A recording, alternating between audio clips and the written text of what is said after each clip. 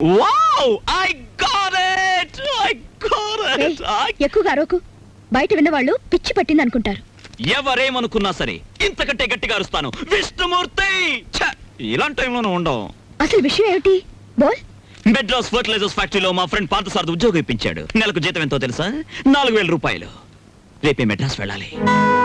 వెంటనే ఉద్యోగంలో జాయిన్ అయ్యి ఆ ఉద్యోగాన్ని అడ్డం పెట్టుకుని వాడిని ఎక్కడైనా లోన్ ఇప్పించమంటాను. ఆ లోన్తో నా చెల్లెలకు ఆపరేషన్ చేయించాలి. అబ్బా నీ గొడవ వదిలింది.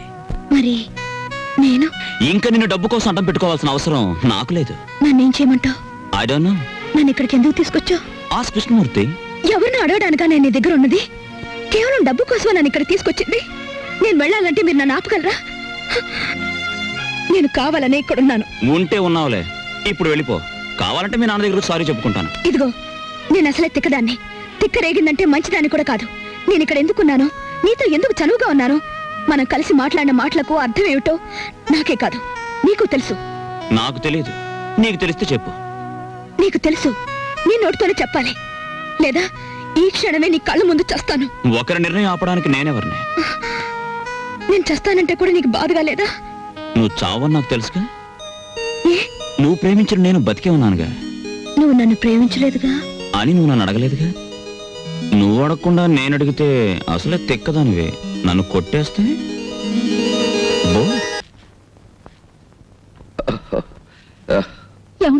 శీలవతి వద్దు వద్దు, అలాగే మ్యాటర్ అర్థమైంది, చాలు. వచ్చావురా నాయనా, ఎన్నాళ్ళైందిరా నిన్ను చూసి. ఆగు మావయ్య, కూర్చోండి మావయ్య. బాబు మజ్జిగతేనా? ఉండండి అత్తయ్య, ఏకంగా భోజనం వడ్డించేస్తా. ముందు కాఫీ. ఆగండి, ఇప్పుడు నేను అయ్యో చెప్పేది కాస్త ఏంటంటే- ఉండండి.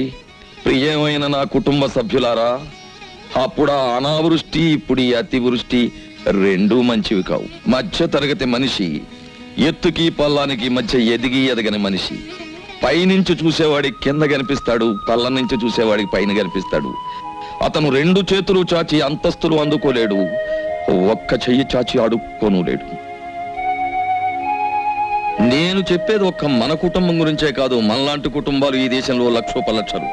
ఓ మధ్య తరగతి మనిషిగా మాలాంటి కుటుంబ సభ్యులు 50 మందిని నమస్కరించి అడిగేది ఒక్కటి: ఇంటి యజమాని ఇంటికి చేరుకోగానే అతను 4 ముద్దలు తిని కడుపు చల్లార్చుకునే వరకు సమస్యలతో వేధించకండి, ప్రశాంతంగా ఉండనివ్వండి.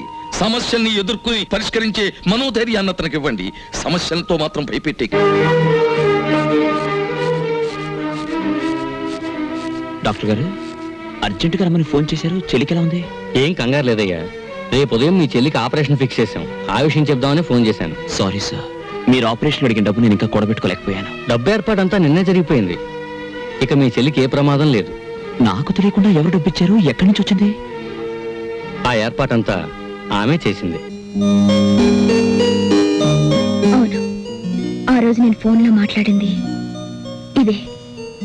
Thank you. పదండి, వెళ్ళి చెలాయించొద్దాం. కమాన్. ఆ.